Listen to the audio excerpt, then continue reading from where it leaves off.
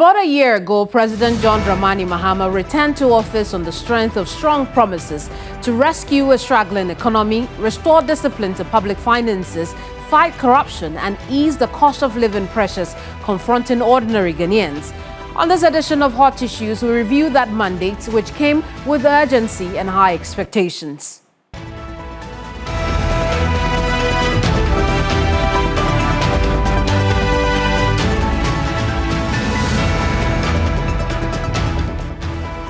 Now, this performance review is not about intentions or inherited challenges. It is about responsibility.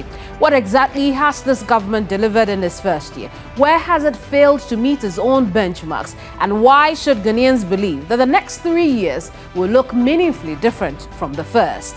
I am Kemeni Amano, and my guest is the Minister for Government Communications, Felix Kwakye Ofosu.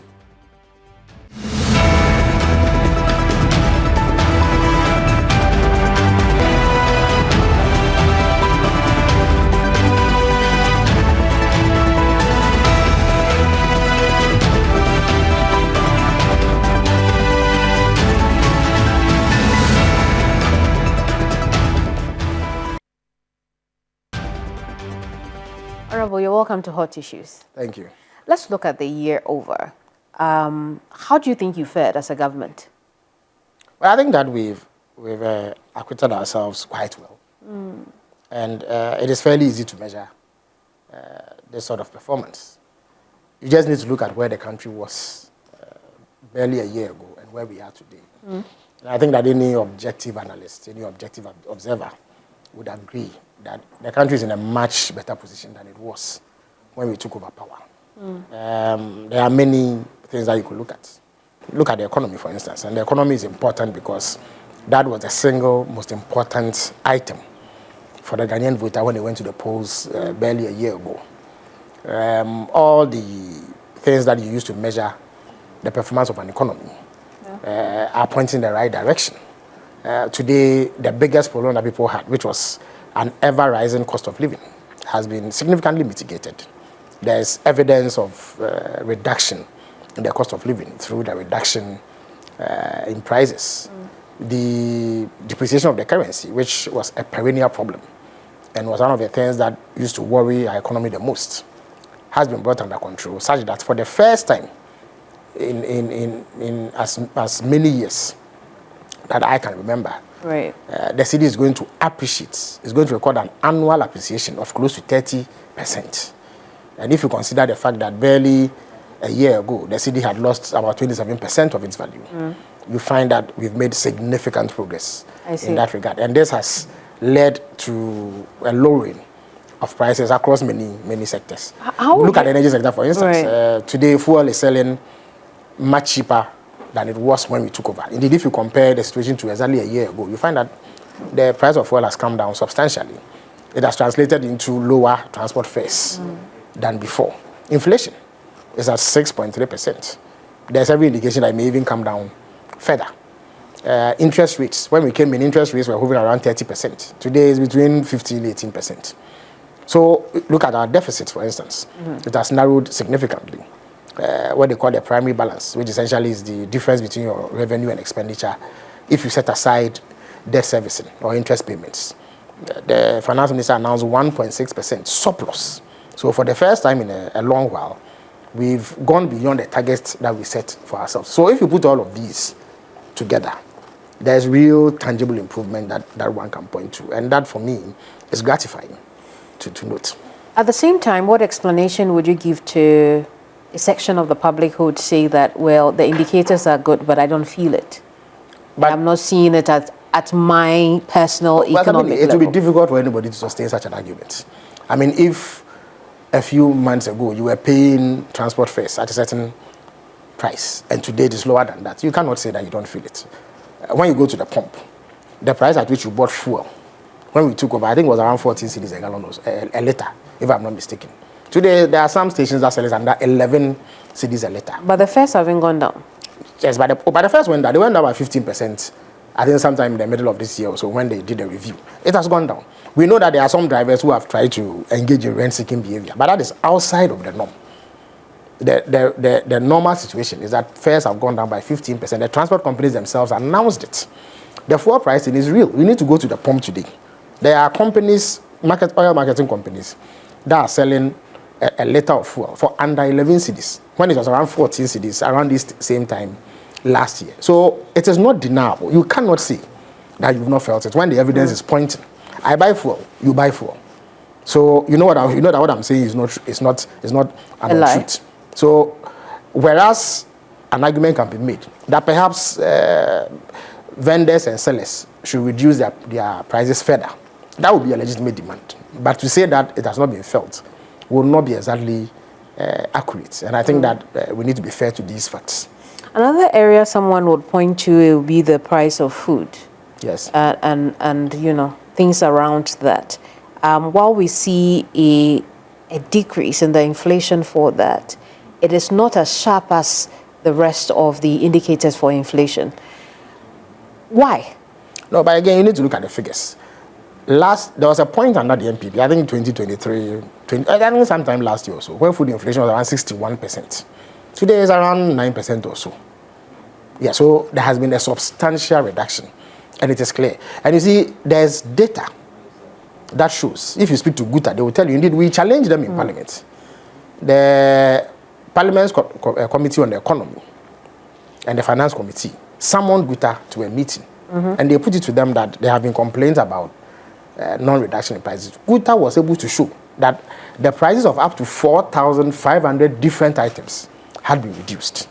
So whereas people may have legitimate reason to challenge the reason why some vendors and some traders have not reduced their items to the level that it should go to, there is no doubt that there have been reductions in prices. And we all live in this country, we all buy the same commodities. So I think that more can be done to lower the prices further. So we can get to the point where food prices are better? Yeah, we should get to a place where food prices are better. Of course, it will take a bit more than just the fall of inflation or the appreciation of the cedi. There must be some investment in agriculture to make food available. Now, once that happens, natural competition will drive down the price of food. So you find that in the budget, allocation has been made for a farmer services center, where up to 4,400 different farm implements will be brought in and distributed to 50 farmer services center, who will then help our farmers in these places with preparing their land, selling their land, and essentially engaging the activity that will ensure that there's an abundance of food. Take the poultry sector, for instance. Currently, there is a strategy document which has an objective of achieving self-sufficiency in poultry production in the next few years. Currently, Ghana is at 12% in terms of self-sufficiency in poultry. The objective is to ensure that by the close of this year, it is taken to 28%. Then in 2026, 2027, it goes above 60%. And then in about 3 or 4 years, it goes to 104%. That is the objective. Now, there have been policies rolled out, like the Ehukon Kitinkiti program. And in the last few weeks or so, about 3 million beds have been distributed across the country. Already? Absolutely. And the Minister of Agriculture has been spearheading this. A couple of weeks ago, the President commissioned a meat processing and poultry processing factory in Bechim as a way of providing a place where that company can offtake from poultry farmers. And the intention is to open additional meat processing centers across the country so that we have the whole value chain of poultry catered to. Now, all of this is being done to ensure that there's all year-round cultivation of food, so that we do not have this lean and bumper seasons, which then tends to fluctuate the price of food. But overall, I think that compared to where we were last year, food has come down in terms of prices. Even the figures alone show. If at a point you are at 61% food inflation, and now you are around 9 or 10%, you see that clearly that's an improvement. But of course, I will be the first to consider that more needs to be done going forward. Indeed. To get to the level where it becomes permanent and that food does not become one of the problems of the people of Ghana. Let's look at the cedi performance. Everyone is happy about the stability. At last check, we have learned that over the period, government has spent some $10 billion in trying to shore up the cedi's value. Critics have said that $10 billion could have been put to more prudent use instead of what could be described as a temporary performance of the city. How do you respond to that? Anybody who holds himself out as a critic must be informed about the subject that they are purporting to criticize government on. Those who argue that way appear not to understand what they are talking about. You see, government has not spent $10 billion showing up the city. That $10 billion is not government revenue in the same way as you have the revenue that accrues from taxes imposed on you and myself and other forms of revenue or non-tax revenue. It's not the same as going to sell oil and getting revenue, or going to sell cocoa and getting revenue, or going to sell some other commodity and getting revenue. Or when you pay VAT, the money goes into the national account. That is not it.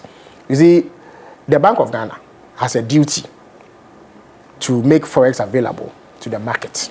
So in the past, we relied on traditional sources of forex. So normally we export commodities, and when it comes, the Bank of Ghana gets some of it. We export oil, for instance. So the share that needs to come to the country goes to the Bank of Ghana's reserves. And then sometimes through foreign remittances, we get substantial foreign exchange. When it is time for the cocoa syndicated loan, roughly about between $1.8 to $2 billion comes in, and then they put it in there. Over the years, that proved insufficient to meet the rising demand for forex. So a new avenue had to be explored in order to get sufficient forex, first for our reserves, and then to meet the day-to-day demand for forex.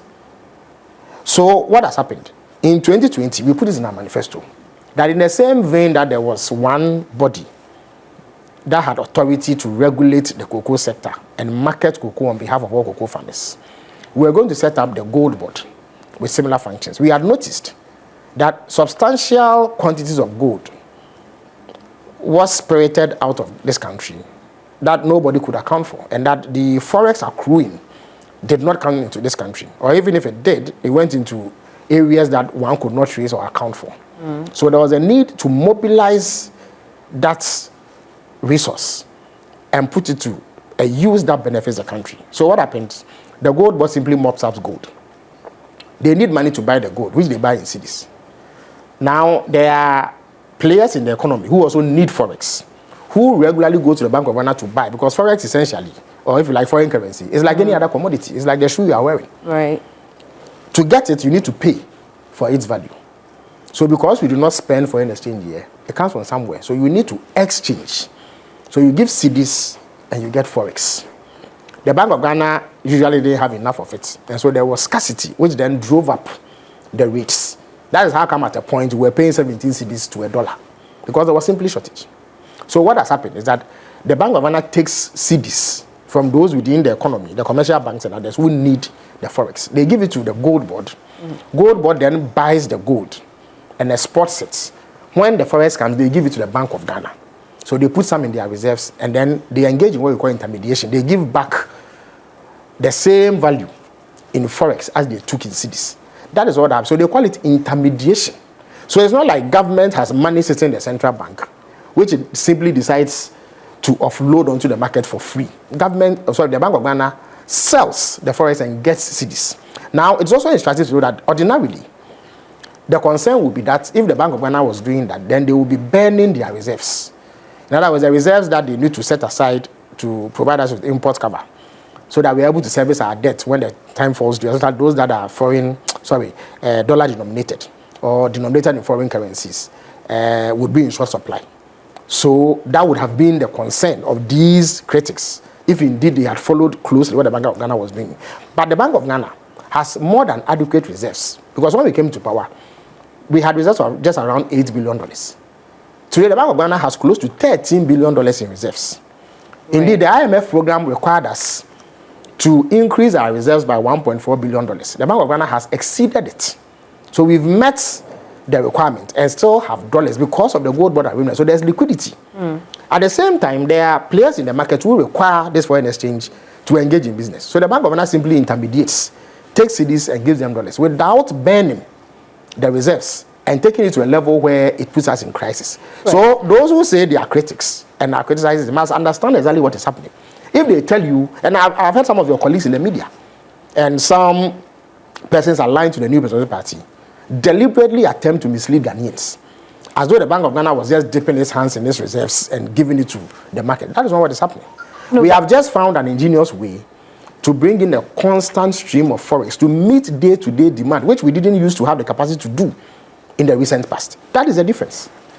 So, but, you know, the bottom line is that the central bank is still pumping in a lot of money, a lot of dollars. Because there's a... But the price should be driven by demand and supply. Good. So, in order for the price to be low, supply must meet demand. The reason why the currency depreciated, it plummeted and collapsed under the MPP, was that there was a shortage in supply. They simply didn't have enough dollars to supply the market. This time round, we have created the mechanism of the gold board to ensure that supply keeps up with demand. The difference between us and them is that we were ingenious and innovative enough to set up a system that ensures a constant stream of supply of forex, in addition to the traditional sources that I've highlighted earlier. In the past, they simply relied on the traditional means, foreign remittances and proceeds of the sale of commodities. But this time around, we've brought something in that mops up every amount of gold, or the overwhelming majority of gold that is produced in this country for export, so that we get the forex to make us liquid. That is what has caused the city to be. So it is the result of deliberate government policy to do that. Now let me clarify that if anybody tells you that the same amount of money could have been used, for instance, to finance Big Push or to set up industries, the person simply does not know what they are talking about, because that is not what it is. It is not like we're going to take revenue belonging to government to go and give to players in the market for free. That is not what it is. So sustainability then will also be a question that will arise, whether or not this combination method which you're doing is sustainable, or whether or not we are oversupplying so that the numbers will look good. No, I mean, you see, the ideal situation would be that we will be an export-oriented country, so that through exports of various commodities, whether raw materials or processed materials or value-added materials, we get foreign exchange. We are not there yet. It will take a bit of time to get there. In between the time that we are in now and then, demand for forex will remain, and it will continue to increase. If we don't find a way of meeting that demand, our currency will continue to plummet. So rather than sit down and do nothing and rely on traditional sources of foreign exchange and always have supply lagging behind demand, we have gone on to do the gold board arrangement to ensure that we have adequate supply without affecting our reserve position. And I've already told you that from a position of $8 billion, we are now getting close to $13 billion in reserves. We have met the criteria, the conditionality set for us by the IMF, of increasing our reserves by $1.4 billion and exceeded it. Because of the gold board arrangement, we constantly have a supply of forex, which we then give to the market through intermediation that the Bank of Ghana does and takes cedis in return. So they get the same value of money that they put onto the market. So it is important that we stress that the claims being made by the MPP and the analysts we refer to are misleading and don't represent the actual situation. I want us to look at that. And in any event, you see, before the election, what was the biggest problem we had? The cost of living. Because we are largely import dependent, and it is a situation that must change over time. We were constantly under the pressure of our currency depreciating. And once that happens, the cost of living went high. We woke up one day and inflation was 54%. I recall very well that sometime between July and November 2022, the cedi rose from 6 cedis to 17 cedis. It was a catastrophic situation for businesses. Businesses collapsed because of that. The cost of living went so high. So that, for instance, if you needed to make a payment of the equivalent of $3,000 a month, in July, you needed 18,000 cedis to do that. By November that year, it had jumped to 54,000 cedis. This would impose hardship on any group of people. So no government can sit aloof and allow its citizens suffer such excruciating hardships because of rampant currency depreciation, when they can put in an arrangement to ensure that without endangering the reserves, we are meeting that demand. Because by making forex available, we are stopping a situation where our economy nosedives and deteriorates to the point where fuel is sold at 23 cedis a litre. At a point, fuel was selling at 23 cedis a litre at the pump. I mean, how are you ever going to be able to afford 23 cedis a litre of fuel. And what will be the impact on that? That is how come things became so expensive that people, look, there was a time in 2023 where the Ghana Statistical Service showed that because of the hardships that were rampant at the time, up to 8.5 million Ghanaians, which is nearly a quarter of our population, went without food for a day. So no government can sit aloof and allow this sort of thing to happen when you can find ingenious with that. The most important thing, and the reason why I keep on stressing that, is that by doing so, they have not endangered our reserve position. And once that happens, it means that it is a sustainable arrangement to ensure that we are able to keep up with demand. But of course, in between that period, there is a need for us to work so that we ramp up our export base, so that also then becomes an additional source of forex to meet the demand that we come up with every now and then. Yes. Are we ever going to get to the point where the announced value of the cedi is what we get during forex, when we go to the forex bureaus to look for foreign currency? Again, that is of course, part of it may arise from rent-seeking behavior. But mind you, our laws allow for the operation of forex bureaus, foreign exchange bureaus, in addition to the commercial banks. Because of the way our economy works, it's not everybody who is banked. You cannot just walk into a bank and buy forex. You need to retain an account with them. And you have to do that by exchanging the value in cedis that you hold in your account for that amount of foreign exchange. Even then, you have to go through very rigorous processes. So you have to show that you are going to import something, or you are traveling, or you are engaging in any other activity which the law permits you to have forex to do. I mean, is that not problematic that we never get the true value? So I'm explaining why there's that difference. So there's also the forex bureaus who operate outside of the banking system. They also have to get the forex from somewhere. Sometimes they get it from the commercial bank. So the banks sell it to them at a certain rate. So they have to put up a marker on it, and now they make profit from the business. So that is what accounts for the difference. But to the extent that there's sufficient supply in the system, even their rates, even if it is slightly higher than what you get at the interbank level, will not be beyond the level which will make Ghanaians comfortable. So for as long as forex bureaus remain, you are going to have this sort of difference. Essentially, as I said, it's a commodity just like the shoe you are wearing. So if you bought this shoe from the manufacturer directly, you will buy it at a cheaper rate than if you went to buy it from a retailer. What does a retailer do? The retailer simply puts a marker on it so that they make profit from the business they are doing. Maybe then it should be better regulated. I agree that greater regulation, which the Bank of Ghana continues to do, and more rigorous enforcement of the law will perhaps stop this rent-seeking behavior. Some also engage in arbitrage, you know. But the point that needs to be stressed is that currently the rates are lower, much lower, I must add, from what we inherited. And the simple reason is that there's sufficient dollars or foreign currency on the market. And that is the only difference. So for as long as you have more, I see the point you're making, but the proof of the pie will be in the... Yes, but I mean, what I'm saying is verifiable. Indeed. I mean, we see the numbers. So the interbank rate now is like 11.47, 11.50. That is simply an aggregation of the rates of the banks to determine the average. So what the Bank of Ghana puts is the average rate. That's what they call the interbank rate. You understand me? So that's the official rate.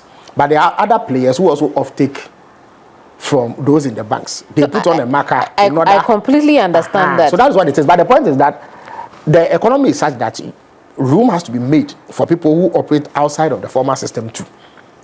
Until we get to a place where we are so fully formalized, where everybody is operating to the bank, you are going to have this agreement. That takes a bit of time to happen.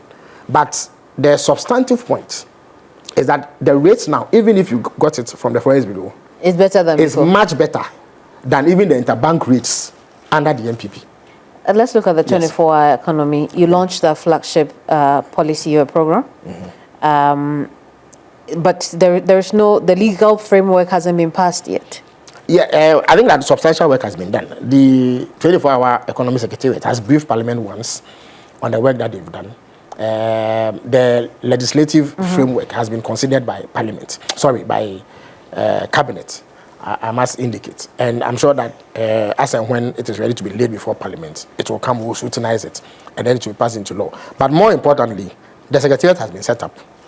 The budget allocates in excess of 100 million cedis or so to them. But we rolled out the program before the legal framework? Oh no, but the legal framework only defines the scope of the program and then also clearly defines the contours within which we are operating. But before then, work has to be done and somebody has to do it. So that is how come there was a presidential advisor on the 24-hour economy and accelerated export development program who had a secretariat under his purview, which then worked to put in place the legislative framework and then all the other things that must come into play in order that the policy takes off. So that work has been done, and we expect that in 2026 it will swing into full gear so that the objective behind it is then realized.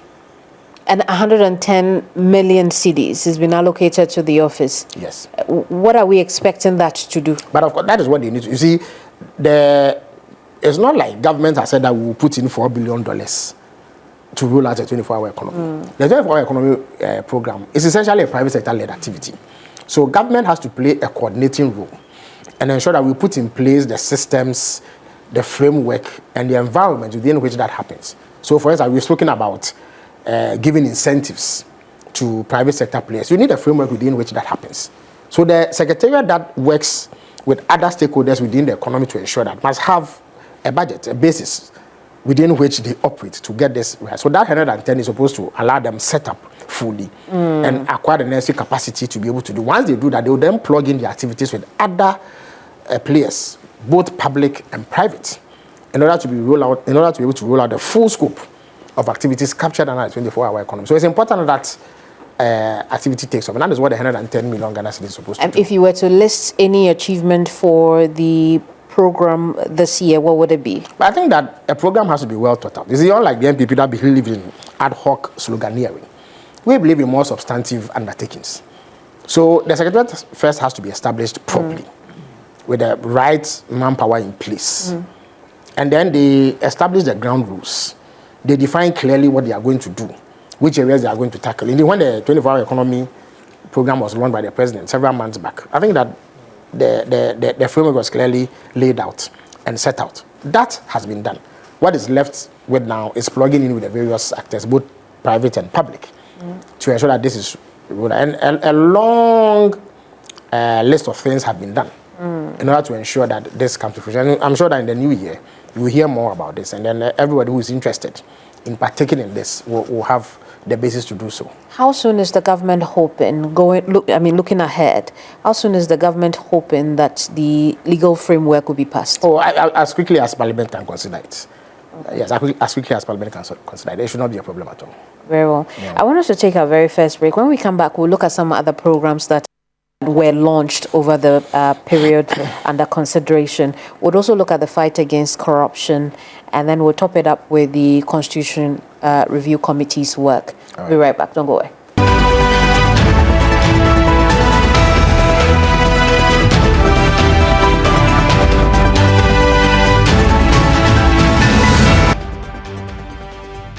Welcome back. It's still hot issues here on TV3. My guest is the Minister in charge of Government Communications, Felix Kwakye Ofosu. Again, thank you so much, Honorable, for your time. Let's look at some of the most recent things that have happened, like the Constitution Review Committee's report to the President. Obviously, the President is happy about the progress that has been made in light of that.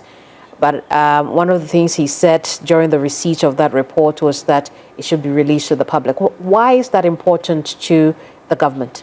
Well, I think transparency is important. What was set up was not a commission. Had it been a commission, the government would be required to put up a white paper through which it will state its position on the matter. So being a committee, there's really no, if you like, defined method through which you know what government thinks of the report and the recommendations therein.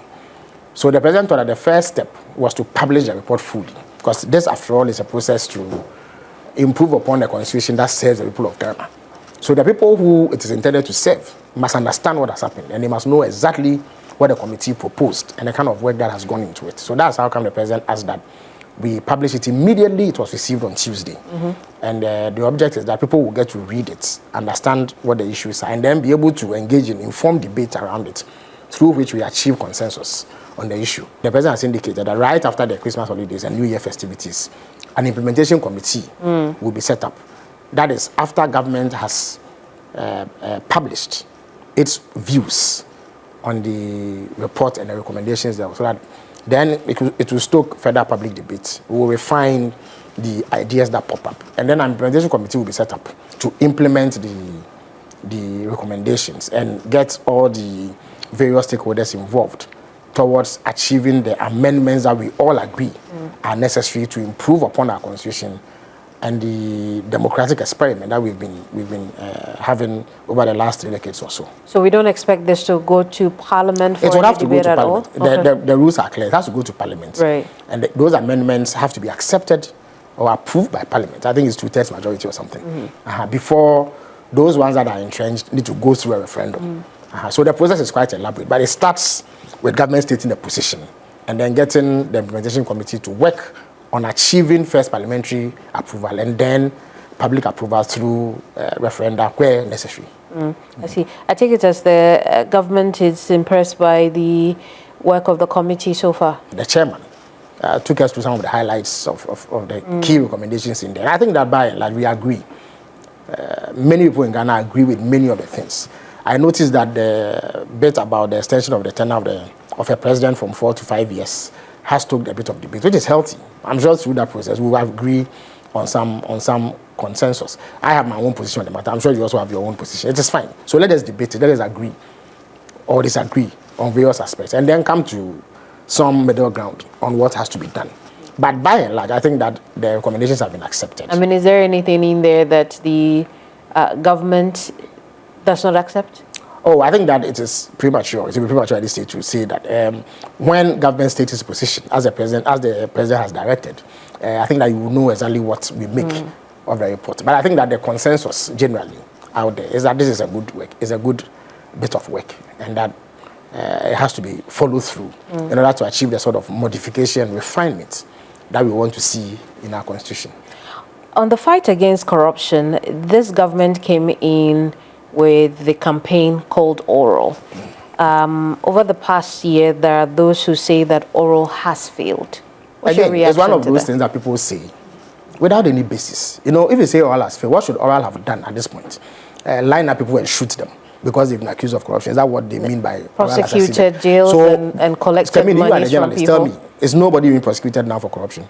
There's no one being prosecuted. I mean, there are people being prosecuted. So then, what's the basis for saying now? And when you take someone for prosecution, must the judgment be summary? Must the person be prosecuted, convicted, and imprisoned the same day you take him to court? Before you say that. But how many oral cases are being looked at now? There are so many of them. The buffer stock case is in court. The National Service case is in court. There's a case involving Wuntumi that is in court. The SkyTrain case is in court. The National Signals Bureau case is in court. And there are quite a number of them are also in court. There are also many of them that have reached what they call docketing stage. So dockets are being prepared. And that's when sufficient evidence has been gathered, they will go to court. That is the process that you use to punish corruption. So when you say Oral has failed, exactly what it says that should have been done that hasn't been done. I know that close to 100 people have been investigated. Some have been given bail. After that, you put together your evidence. Then you build a case through a docket.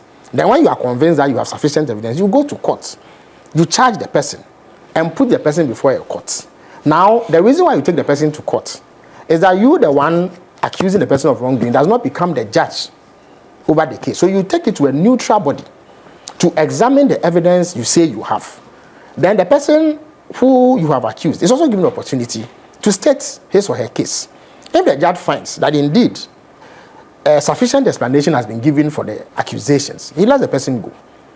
If, on the other hand, it is shown that there's really no credible answer to the charges, the person then gets convicted and then serves whatever punishment the court deems necessary. This is the defined process. So when somebody says Oral has failed, you have to let them explain what they mean by Oral has failed. So when we catch somebody who is accused of corruption, what exactly must be done to the person that has not been done? Maybe they expect the cases to move faster than they are. Yes, but there's a need for thoroughness. So I suspect a minute that you stole this your shoe, and I've been banding it about. once I am in a position to take action, what I do is to question you. So where did you get this shoe from? You say, oh, it is from the process of your work. Then I say, no, I have evidence that you stole this shoe on this date. You say, no, that is not the issue. And I deny all charges. Okay, let's go to court. So I have evidence that you stole this shoe. I'll put it before a judge. You also say you have evidence that you didn't steal it. You put it before a judge. The judge has to go through the motions to hear both sides and then make a determination. That is what Ghanaian law says. Ghanaian law does not allow that the moment I accuse you of stealing this shoe, I tie you to a stake and shoot you. That is not allowed by our laws. But do you agree that some of it has also come from your side of government when we hear comments about deals being cut behind the scenes? Which deals have been cut? Well, that is what we are told. Have there been instances where... So name one instance where a deal has been cut. Well, you'd have to tell us whether or not such... no deal has been cut. Absolutely none. You understand me? If someone cautions that, hey, make sure you don't go and cut a deal, it's not the same as saying that a deal has been cut. The president, who has final authority, says that he is not going to countenance the cutting of any deal. And so far, everybody who has been accused, against whom sufficient evidence has been found, has been put before the court or is in the process of being taken through that system. So the criticism is not founded, it's not grounded. You know, the MPP itself. But the AG himself had also given that impression. Apart from what the General Secretary of the party had said, the AG himself had also given the impression that there were those who were agreeing to return some of the monies. But, Kamini, that is also allowed by our laws. The law allows that if I accuse you of some wrongdoing, and you think that, well, looking at the turn of events, you may end up being convicted and going to jail, you want to avoid that. You can make a formal application through your lawyers to the court that, okay, I accept that I'm guilty. So I stole this amount of money. I accept that I'm guilty. But I know that if I'm convicted, I may go to prison for 10 years. So if you would agree, I will return whatever it is that you say I have stolen in exchange for a mitigated sentence. It's called plea bargaining. It's not only in Ghana that happens. So then the state has to determine whether, rather than putting you on trial for all that length of time, and also having a situation where you could well be acquitted and discharged, I should not take the money that you say, or I have accused you of stealing, so that the state gets its money back in exchange for a lighter sentence. It happens all over the world. There's nothing illegal or wrong about it. I agree, but so, but except that people think that it incentivizes rather than it doesn't. You see, when you go to court, especially in criminal cases, the bar is so high. They say you must prove beyond reasonable doubt, such that if you are able to show reasonable doubt, even if there is other circumstance that may point to guilt, the court will let you walk. So any prosecutor will assess his chances and say that this matter it does not look as straightforward as it appears, and that rather than taking the chance of having this person walk free, let me take what I have accused him of stealing. It comes to the state, so the state gets his money back. But for the state to do that, you must accept that you have done the wrong. So you are found guilty. Except that if you were going to go in for 10 years, they may say you go in for 3 years. So it's a mitigated circumstance, a mitigated sentence. That's what it is. But I'm saying that it is lawful. It does not mean that is what this government will do. This government has not done that. Indeed, the Attorney General disclosed that somebody came to him, someone who has been accused of stealing about 30 million cedis or so, said that they could return 22 million. He said, no, I won't take it. Because the person didn't want to accept that they were wrong. Just so that he gets his peace of mind. He says, I'll pay you 20. That Attorney General turned it down flatly. So it's not like the Attorney General is going around taking plea bargains. Understand me? So the critics who say these things must be fair to the facts and understand that the law is clear. And if you agree that one law should be applied, you can't say that another law should not be applied. So we are either a law-abiding country or we are not. So if an accused person makes a formal request, the request will be examined on the face of it. And where merit is found, it may be followed through. But as we speak, there's not one instance where anybody accused of corruption has done a plea bargain in exchange for being allowed to work. That hasn't happened. Is this government disappointed in the handling of the case involving the former finance minister, Ken Ofori-Atta? There again, rule of law. It is regrettable that he was allowed to slip out of this country. By the time we were not in power, he slipped out on 4th January or so. We came to power on 7th January. Even though President Mahama won the elections on 7th December, he didn't have any power until 7th January. So there was nothing that he or the NDC government could have done about it. Now, we came into government. Now, the special prosecutor, who is set up by law, says that Mr. Oforiatta has done A, B, C, D, and for that reason, he needs him for questioning and then for other actions to be taken. But Mr. Oforiatta is not in this jurisdiction. It is only the Attorney General who has the power to make a formal request for Mr. Oforiatta to be brought down to face these charges that the special prosecutor has leveled against him. That has happened. The Attorney General again on Monday disclosed, last week Friday, I beg your pardon, disclosed that indeed he has made that extradition request and that he expects that the process will be gone through by the American authorities and then Oforiatta will come back. Beyond that, there's nothing untoward that has happened. Of course, we all wish that Mr. Oforiatta was available, as others have been available, for him to be taken through due process. Because mind you, no matter what you suspect somebody to have done, the law says that they have to go through a certain process. And that is important. So that persons who have not done any wrong are not falsely punished or are not wrongly, I beg your pardon, wrongly punished, which will be a travesty. It will be a terrible tragedy to put an innocent man in prison or impose any form of punishment on him when he has not done any wrong. So even if you think the person has done wrong, you must take him through the due process. As far as government is concerned, due process is being applied. Of course, there can be criticism of how slow it has been. There can be criticism of the special prosecutor's approach. Like all other public officials, they are subject to public scrutiny. So the public is allowed to express their views on their work.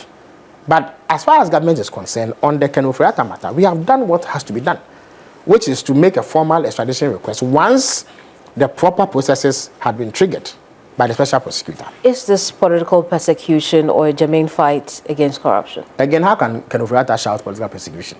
To begin with, the person doing the prosecution was an appointee of President Akufo-Addo. It was his cousin, President Akufo-Addo, who appointed the special prosecutor, not so. And the NBB was not known to appoint adversaries to key positions like that. So we also know about the special prosecutor's proximity to other relatives of Mr. Ken Oforiatta.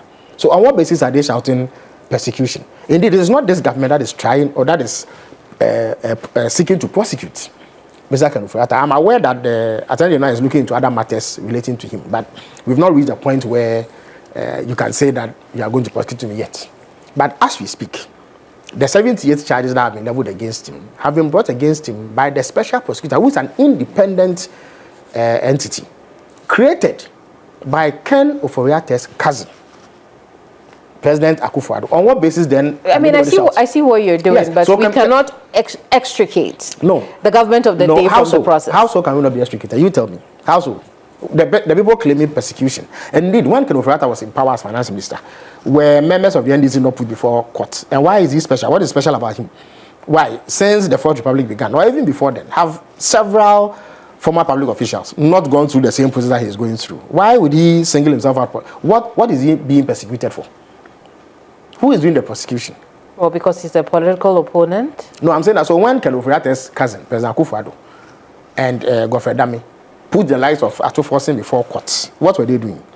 Was Atto-Forson not the leading personality in Parliament for the NDC at the time? So what were they doing? Were they persecuting him or were they persecuting him? If they can prosecute an opponent and there's not persecution, why should they be treated differently? We cannot paint different folks with different strokes. You understand me? And I don't think that it is proper that we entertain this sort of thing. It is a baseless accusation that has no merit, and same has to be dismissed. Does this government see an extradition happening next year? Well, at this moment, it's entirely in the hands of the U.S. authorities. I have seen people attempt to raise persecution. I don't think the American authorities simply renege on their responsibilities merely because we shout persecution. I mean, they know for a fact that Ghana is an open democratic society. They know that we have a time-tested judicial legal system. And they have representatives in this country. So merely shouting persecution does not absolve one from being held to account. We believe that the right things have been done on the part of government. And therefore, nothing stops the American authorities from extraditing Mr. Ken Oforiatta. But of course, we agree that being a law-abiding society themselves, they will also go through certain processes to ensure that all the boxes are ticked. And once that happens, I'm sure that Mr. Ofuriatta will be well on his way to Ghana to answer the charges that have been brought against him by the special prosecutor. 3 petitions against the special prosecutor, Kisia Jabing. 7 of those against the chairpersons of the Electoral Commission. Where is this government with that? Well, as I indicated in a statement a couple of weeks ago, all 10 petitions have been forwarded to the Chief Justice. That is what Article 146 says, and the OSP's own act says should be done. That is where government's role ends in this particular matter. So the ball is now in the court of the Chief Justice to take the necessary steps going forward. Yeah. It is easy to conclude that the current government may be using the same playbook of the previous government in kicking out Madame Charlotte Osei. Is that what you're doing? Absolutely not. Of course, Madame Jim Mensah and the deputies have come under criticism from various quarters. In fact, lately they've even been criticized by the MPP. You see, all public office holders are subject to scrutiny. My performance as Minister for Government Communication is subject to public scrutiny. People can have their opinions about my performance. That is entirely separate from being held to account for alleged wrongdoing. That is why the Constitution makes it possible for persons who think they have a basis to demand the removal of these entities to go through a certain process. That process is put in place to ensure that the claims against the persons are looked into through a fair process. And then if it is determined that there is merit in it, it is upheld. If not, it is thrown away. Like happened in the case of Justice Yoni Kolendi a couple of weeks ago. Somebody brought a petition. The process was triggered. The Chief Justice looked into it. Then no cause was found to carry it forward any further. And it was dismissed. You see, so this government does not have a difficulty. Madame Jim Mensah was in office when we won, secured arguably the largest margin of victory ever under the Fourth Republic. So really, what really is there to antagonize her over? Nothing. Of course, it doesn't mean that persons within the NDC or without it do not have the right to criticize if they think that. Is the NDC going after Jim Mensah with that As far as I know, the NDC has not brought a petition against Jim Mensah. The people who have petitioned are identifiable people. When the time comes, I'm sure she will know who her accusers are, and she will have an opportunity to confront them. But the NDC has not presented any petition against Madame Jim Mensah or the special prosecutor or anybody else for their removal, despite the fact that we had serious misgivings about some of the things that were happening under her watch, under this. And we were entitled as a group to voice those concerns because we were a stakeholder in the elections. And if we find that there are processes that are being undertaken that unfairly disadvantage us or undermine the credibility of the process, we have the right to voice those concerns. And we did so without fear or favor. I'm sure going forward, we'll do so again if we find that there's anything untoward happening at the EC. And she herself surely would understand that political parties have the right to express their views on the process. What happened to the petition against the now Chief Justice, Paul Bafuboni? Well, I may have to check. First of all, if there's a petition. As far as I know, and I'm choosing my words carefully, right, I do not have any briefing that there's any petition against all? Him. Absolutely. Once I have that indication, I'm sure the people of Ghana will know. Yes. But the minority caucus in Parliament had written to the government invoking the Right to Information Bill, seeking what processes had taken place since your government received a petition. Well, again, I would have to see that RTI request. I have not cited it, so I'm not able to speak to it. I see. Is that why the minority has not received any response at all? But I'm saying that because you haven't seen it. I have not seen any RTI requests. Normally, if there are RTI requests, I would see them. Okay. There are a couple that I have seen that we've responded to. I have not seen this one. If I have any briefing at all on the subject, I'm sure the public will be kept apprised to the extent that the law allows it. Yeah. Your office receives the petitions as well? No, it will be addressed to a certain quarter, but I am likely to see it because I speak for government. So if a decision were to be taken on it, I would know for purposes of being able to engage the people of Ghana on it. Yes. Do you worry about those who think that you may be covering up something? There's nothing you may be preventing the process from going forward? First of all, there's nothing to cover up at all. No, people can make all manner of allegations, but those who make allegations themselves must be held to strict proof. They must show the basis of this claim. So it's not every claim made by the opposition that needs to be upheld or even repeated. They have made many claims that have no merit. Some of them do not make any kind of sense. And so they have the right to say whatever they want. We also have the right to scrutinize what they say. Are you telling me this because when you don't acknowledge a petition, it goes away? No, it doesn't go away. The process are clear. I'm saying as I sit here. Well, if you tell us you don't have the petition, then there's no process to follow. I have not seen any petition. If a petition comes, indeed, there were 10 petitions in respect of G. Mensah, her 2 deputies, and the special prosecutor. One day you woke up and we told you that these petitions have been sent to the appropriate quarter, didn't we? So if a similar one comes in against the Chief Justice or any other official, it will be acted upon. As I sit here, I do not know of the receipt of any petition in the office of the president. That is the honest truth. I see. This government and leadership in Parliament had been on different pages as far as the office of the special prosecutor is concerned. On hindsight, what would have changed about that communication between the executive and the legislature? The legislature does not need to inform the executive about what they do. We operate a system of separation of powers. The majority leader and the majority chief whip are not government officials. They are not. You could argue that they work in close collaboration with government officials to advance government's business in Parliament. But that's about where it stops. They are not government officials. They don't work under the direction of government or the president. Yes, we can argue that they may consult on some actions that need to be taken. But they were not in breach of any known law or convention whatsoever. They have a right to demand the removal of any official or the scrapping of any office that they deem redundant or ineffective. They have the right to do so.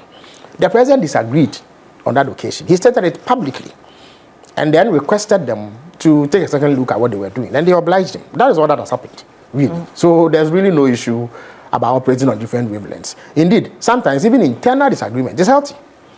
No organization should operate as a monolith. You know, yes, we may belong to one political party. We are bound by a single ideology. But that doesn't mean that we think alike on all issues. But then it brought to question whether or not the executive was wielding an unusual control on the leadership of Parliament. Not at all. That's why it was a request. I issued a statement, right? So it was a request. I can request you to cease this interview. You will oblige me. But you're the president. When you request me to seize the interview, I have nothing else to do but seize. No, there was nothing the president could do to the majority leader or the chief whip if they failed to acquiesce. Balance of power. With balance of power. The president is here, the leader is here. True, but the president could not have taken any action against them. None whatsoever. You could argue that because we belong to the same party, it helps for consultation to happen and all that. But the point I'm making is that it was a request. The president, where he sits, may have more information than the majority leader and the chief whip. So if they are embarking on a course of action and he says that no, please pause, reconsider, let us do it this way, and you oblige me, there's nothing wrong with it. Why did that have to be public? Why couldn't it be done behind closed doors? Because the public needed to know the stance of government on this matter. And the president didn't think... Why? Why did the public have to know? Because for some time, there had been some public disquiet about the performance of the OSP or its functional necessity for that matter. People have said that the office should be scrubbed entirely. Others have said the OSP should be removed and all that. The president believes that it's too early in the day to making that claim, because this office has been there barely for 7 years. Forget about whatever flaws may have taken place when it was being set up and all that. But let us give it a chance to lend its weight to the fight against corruption. But the president does not think that the time is ripe yet for this kind of talk. And therefore, whatever legitimate reason others may have for wanting the office to be scrapped should not see the light of day now. And the president has said that publicly. He has gone a step further by engaging the majority leader and the chief whip to, step back from an action that they had initiated to scrap the office. I don't think there's anything wrong with it. It actually shows that we are maturing as a democracy. That even internally, there can be disagreements about the way forward on certain matters. And it does not hurt the government or the ruling party in any way. I think we should encourage more internal debates. If people feel strongly about their position, let them express same. And let it be subjected to analysis and criticism so that the best way forward is achieved in that regard. Has this government shelved progress on the anti-LGBTQ law? The point is that it's a private member's bill that has gone to Parliament. For some reason, even though it was passed by Parliament, it was never signed. Some have accused the former president of stalling on it and all that. But currently, it is back in Parliament. It will be considered. And if there are areas that need to be fine-tuned or improved upon, why not? I'm sure it will be subject to debate, so all of us will have the opportunity to contribute to it, and it will become law eventually. Yes. I mean, there are those who think that it doesn't have to go through the process again.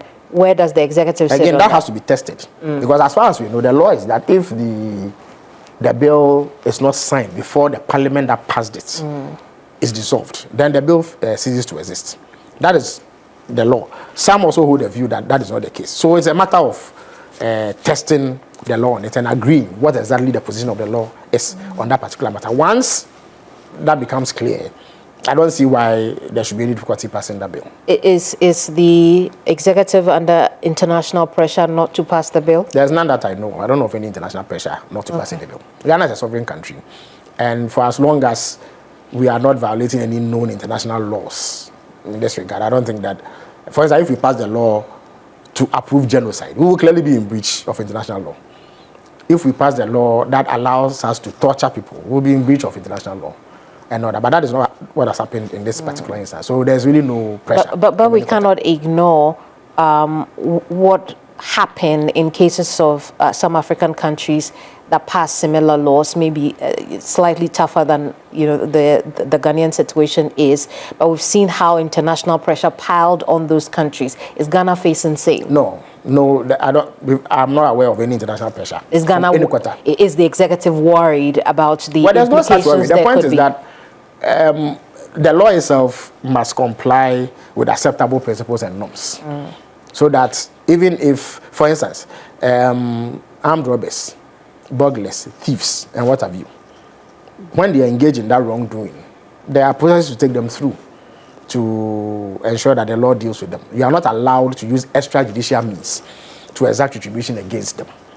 So unless there are aspects of the law that allows this to happen, I fail to see how anybody can question the right of any country, as it were, to enact laws that it believes reflect its own thinking and idiosyncrasies on several things. It's just that considering the position of then candidate Mahama on the law and the fact that the previous government was stalling, in passing the bill into law and all the things that happened then, one would have thought that things would have been fast-tracked, maybe even. Yeah, but I mean, you see, the previous government did not stall in passing the bill. The bill was passed, except that the president refused to sign. So there are two different cases. Then it went back. Yes, but I've told you that it simply means that the process has to be restarted. Parliament is inundated with a tall list of things to do. There are many bills that we could not consider. There are many bills that I know that Cabinet has approved that we could not pass or even consider because of the want of time. I had quite a number of questions to answer as Minister for Government Communications. I didn't get the opportunity to do so. But if it was priority, you would have. Well, it is not. You see, the Parliament has a tall list of things to do. So on a day-to-day basis, the leadership of the House decides which items they table. So I'm sure eventually this bill will come up for consideration. And when it does, all the necessary work that needs to be done on it will be done. We'll wait for that eventuality. Sure. Just a couple more things and I promise we're done. I want us to look at the subject of presidential travels and just your government also got a lot of flack for trips that the president had taken. Got a lot of flack in Parliament because the subject of a presidential jet was broached. And even when, approval was given for the ones that will now be bought. Have they been bought yet? Oh, no, not yet. But, yeah. I'm not sure about flack. Yeah, there were members of the opposition who were posturing and purporting suddenly to be opposed to the idea of having a presidential aircraft. Only a few months ago, they were seeking to buy one themselves. You see, that is just politicking. It's not any principled position. You see, they are eager to equalize for the righteous indignation that Ghanaians poured on them when they were found out for misusing taxpayers' money. You see, President Mahama is not terribly afflicted by the bag of profligacy and ostentation. What it is that we have a presidential aircraft, which is about 15 years old. Those who manage it, which is the communications squadron of the Ghana Air Force, and mind you, that platform is a Ghana Air Force platform, even if the president uses it. The Ghana Air Force owns it, and they take care of it. They have advised government that given the frequent breakdowns of the current aircrafts, they think that it is more cost-effective to purchase a new one, which will enhance their operations, as opposed to relying on this one, which tends to break. Indeed, under the NPP, there was a time that the plane went for maintenance for 9 months. When we came into power, President Mahama used it for about 3 or 4 trips. Then he broke down again and went for repairs for 8 months. So within the 9 months and 8 months, that it was not available, alternative arrangements had to be made. Those arrangements tend to be expensive, and therefore the communication squadron is advising that it's better to get a more reliable one. That saves you the cost of having to rent a plane anytime that the president has to travel when this one is not available, because this one is prone to breakdowns. That is what that has happened. Also, the presidential jet has not been available for some time, but the president has not gone to rent a jet. He has used what is available to him, which is his brother's aircraft, which doesn't come... Which also caused controversy. Where's the controversy, if I may ask? So the president has the option to dip his hands in state coffers and go and rent an aircraft for $18,000 an hour. He says, I won't do that. Whilst I was an opposition leader, my brother had an aircraft that I used for some travel. So I'll continue with that practice until an alternative is found for the current situation. Where exactly is the controversy in that? The executive does not think that there was a problem with that, even up to now. You stand by it. You see, what is the problem? There's really no problem. If the president was renting his brother's jets, then there will be because public funds would then be committed to a business activity of the president's brother. Perception of conflict of interest. Where is the conflict? What interest has conflicted? You tell me. Well, remember that the issue of conflict of interest needs be a perception. What interest has conflicted? What is Ibrahim Ahmed's interest in this government, which conflicts with his brother's use of the plane? You tell me. When the whole executive decides to use the president's brother's jet. Kamini, if, for instance, you were known and you tell me that the perception of conflict of interest is not a problem. You are saying something that you have not established. So I've asked you specifically. And what I'm saying is that per the law, it's just a perception is good enough. You see, conflict of interest means something. It means that the president had the option to rent a private jet, yet he chose to use taxpayers' money to rent his brother's jet. That would be conflict of interest. But the perception that... What is the perception? The perception of conflict of interest is also a problem to our laws. But I mean, you are not allowed... Just the perception itself, that the president's brother, we don't know what else he's getting in return. You tell me. First of all, that perception alone is problematic. When the man was not president, he was using his brother's jet. Well, he wasn't president. Yes. So what did he need? It's inconsequential to the Ghanaian people. No, it is. What did the brother get in exchange for the use of that jet when he was not president?